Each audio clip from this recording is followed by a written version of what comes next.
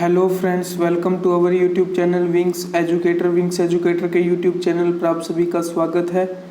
आज के सेशन में हम डिस्कस करेंगे 29 जून 2020 से जुड़े हुए कुछ मोस्ट इम्पोर्टेंट करंट अफेयर्स के क्वेश्चंस और उनसे जुड़े हुए फैक्ट्स के बारे में। तो चलिए सेशन को स्टार्ट करते हैं।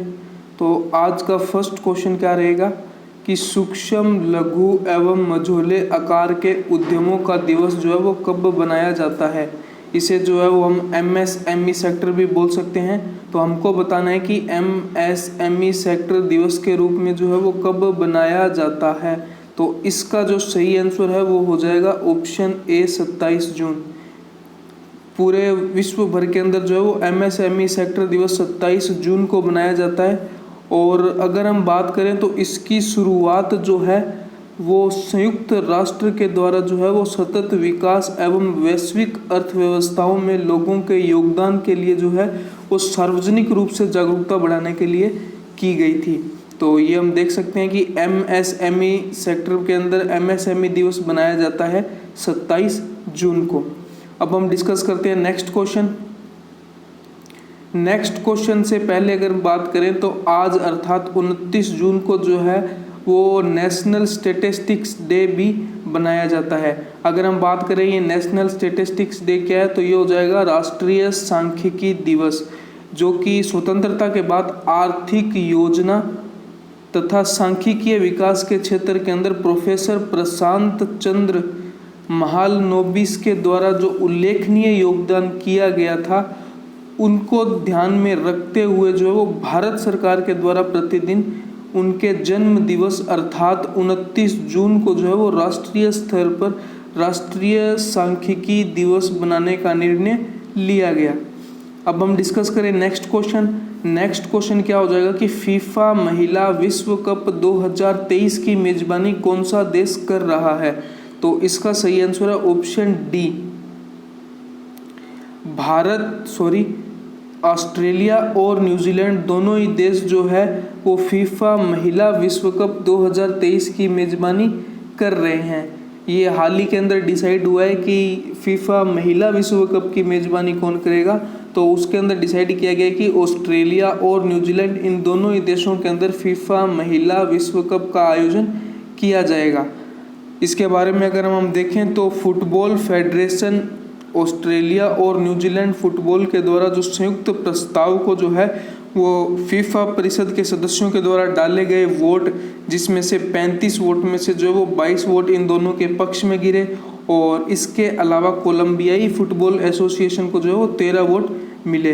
इस एसोसिएशन इस बैठक के अंदर जो है वो डाले गए वोटों के आधार पर यह निर्णय लिया गया कि फीफा महिला विश्व कप का आयोजन या इसकी मेज़बानी जो है वो ऑस्ट्रेलिया और न्यूजीलैंड के द्वारा की जाएगी। अगर हम बात करें तो इस टूर्नामेंट के अंदर जो है वो 32 टीमें जो है वो हिस्सा लेंगी और यह दो फेडरेशनों AFC और OFC ऑस्ट्रेलिया और न्यूजीलैंड के द्वारा इनकी मेज़बानी की जाएगी। इसके अलावा अगर हम बात करें फीफा का मुख्यालय तो ज्यूरिख स्विट्जरलैंड के अंदर हो जाएगा और वर्तमान में अध्यक्ष हो जाएंगे जियानी इन्फेंटिनो। तो ये हो जाएंगे इनके वर्तमान में अध्यक्ष। इसके अलावा अगर हम डिस्कस करें नेक्स्ट क्वेश्चन, तो नेक्स्ट क्वेश्चन है कि हाल ही में किस राज्य ने उद्योगों में नए निवेश को आकर्षित करने के लिए महापरवाना योजना शुरू की है।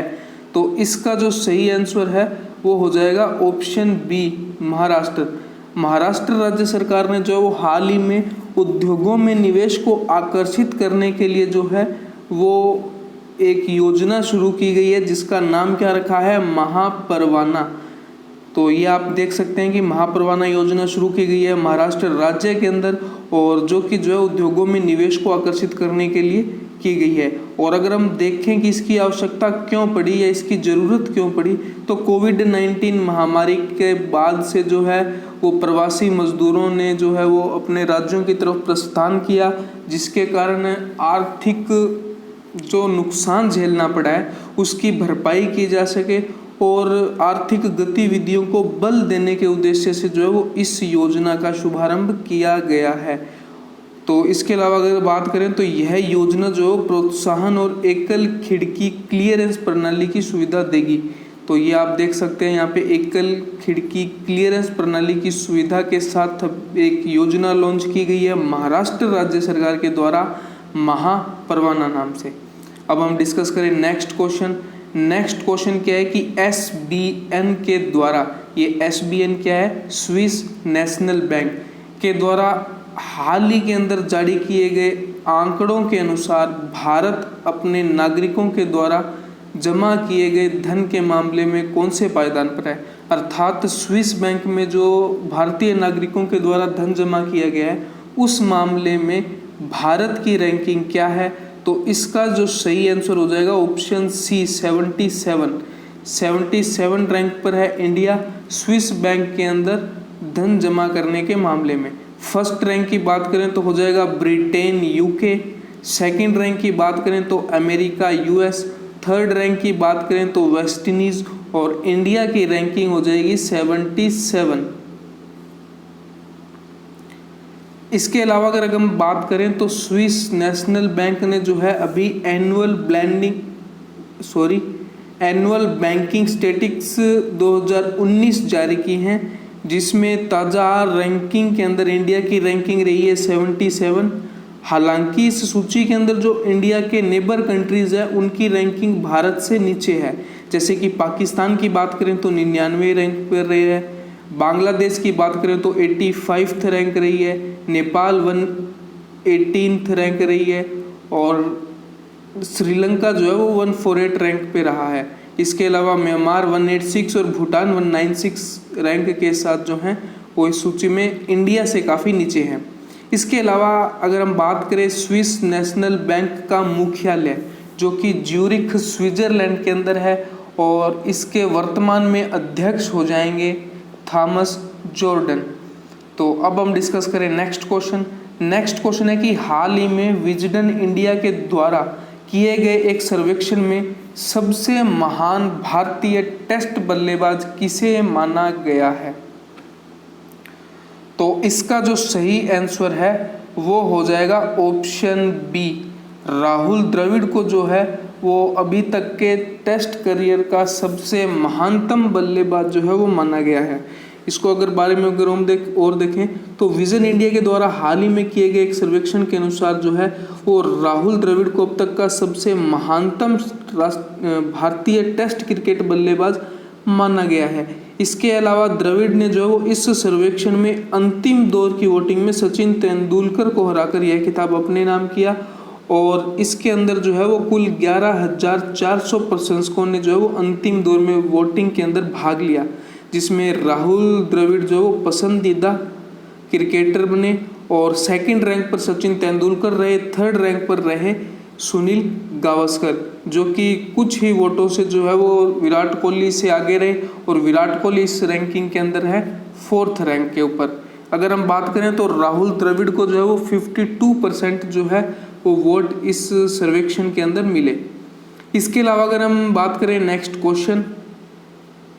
क्वेश्चन हो जाएगा कि हाल ही में किसके द्वारा मध्यम आय वर्ग के उपभोक्ताओं को पर्सनल लोन प्रदान करने के लिए एक mobile app navy landing launch किया गया है। तो इसका सही आंसर जो वो आप इस क्वेश्चन से ही देख सकते हैं कि नेवी लैंडिंग लॉन्च किया गया है। एक स्टार्टअप कंपनी है नेवी नाम से, इस कंपनी के द्वारा हाल ही में लॉन्च किया गया नेवी लैंडिंग, जिसका उद्देश्य जो है वो अपने उपभोक्ताओं को पर्सनल लोन सरलता से उपलब्ध करवाना। अगर हम बात करें यह कंपनी जो फ्लिपकार्ट के सह संस्थापक सचिन बंसल की फाइनेंशियल सर्विस स्टार्टअप कंपनी है नवी, और जिसने जो है वो यह सुविधा जो है वो हाल ही के अंदर प्रोवाइड कराई है अपने ऐप के माध्यम से और उस ऐप का नाम रखा गया है नवी लैंडिंग। इसके अलावा अगर हम बात करें तो नवी का मुख्यालय जो हो जाएगा बेंगलुरु कर्नाटक के अंदर और इसकी स्थापना जो है वो वर्ष 2018 के अंदर हुई। इसके अलावा अगर हम देखें नेक्स्ट क्वेश्चन तो हाल ही में जो है वो नासा ने अपने मुख्यालय का नाम जो है वो किस वैज्ञानिक पर रखने का ऐलान किया है। तो इसका जो सही आंसर है वो हो जाएगा option B, Mary W Jackson के नाम पर जो है वो नासा ने अपने मुख्यालय का नाम रखने की घोषणा हाल ही के अंदर की है। अगर हम बात करें तो ये वैज्ञानिक हैं कौन, तो नासा ने जो कि वाशिंगटन डीसी स्थित है, इसका हेडक्वार्टर है वाशिंगटन डीसी के अंदर, अपने मुख्यालय का नाम जो है वो इतिहास रचने वाले इंजीनियरों में से एक मैरी डब्ल्यू जैक्सन के नाम पर रखने का ऐलान किया। यह जानकारी जो है वो नासा के प्रशासक जिम ब्रिडेनस्टाइन के द्वारा दी गई। तो मतलब वर्तमान के अंदर जो नासा के अध्यक्ष है उसके द्वारा जो यह भी जानकारी दी गई है कि नासा के मुख्यालय का नाम जो है वो मैरी डब्ल्यू जैक्सन के नाम पर रखा जाएगा। इसके अलावा अगर हम देखें तो मुख्यालय हमने देख ही लिया कि वाशिंगटन डीसी यूएसए के अंदर स्थित है। इसके अलावा अगर हम देखें नेक्स्ट क्वेश्चन, तो हाल ही में किस राज्य ने आदर्श पुलिस स्टेशन शुरू करने की घोषणा की है? तो इसका सही आंसर है ऑप्शन ए, छत्तीसगढ़ राज्य सरकार ने हाल ही के अंदर जो है वो आदर्श पुलिस स्टेशन जो है वो शुरू करने की घोषणा की है। अगर हम छत्तीसगढ़ से जुड़े हुए कुछ और पॉइंट देखें तो जी घाट ऐप लॉन्च किया गया छत्तीसगढ़ के अंदर। पढ़ई तुहार द्वार ऐप लॉन्च किया गया छत्तीसगढ़ के अंदर। राजीव गांधी किसान न्याय योजना जो कि राजीव गांधी के जन्म दिवस पर लॉन्च की गई छत्तीसगढ़ के अंदर। और पुलिस ने जो है वो डिप्रेशन ग्रस्त नागरिकों के लिए जो है या श्रमिकों के लिए जो है वो एक स्पंदन अभियान चलाया। तो पुलिस के द्वारा जो डिप्रेशन ग्रस्त श्रमिकों के लिए जो अभियान चलाया गया स्पंदन अभियान, यह भी जुड़ा हुआ है छत्तीसगढ़ से। तो ये थे कुछ इंपॉर्टेंट पॉइंट छत्तीसगढ़ से जुड़े हुए। नेक्स्ट क्वेश्चन क्या है कि हाल ही में किस राज्य में एक लेबर केस मैनेजमेंट विकसित किया गया है? तो इसका सही आंसर है ऑप्शन बी, ओडिशा। ओडिशा के अंदर जो है वो हाल ही के अंदर एक लेबर केस मैनेजमेंट जो है वो विकसित किया गया है। इसके अलावा मोहम्मद रफ़ीक जो है वो मुख्य न्यायाधीश हाईकोर्ट के हो जाएंगे उड़ीसा के। मो जीवन पहल, मो प्रतिभा पहल जुड़ी हुई है उड़ीसा से। और हीरो टू एनिमल अवार्ड जो है वो भी हाल ही के अंदर दिया गया है उड़ीसा के मुख्यमंत्री नवीन पटनायक जी को। इसके अलावा अगर हम देखें आज का लास्ट क्वेश्चन, तो वो हो जाएगा कि हाल ही में जीएनएस साइंस रिपोर्ट न्यूजीलैंड ने जो है वो किस 8वें महाद्वीप के लिए जो है वो धरती का नक्शा जारी किया है?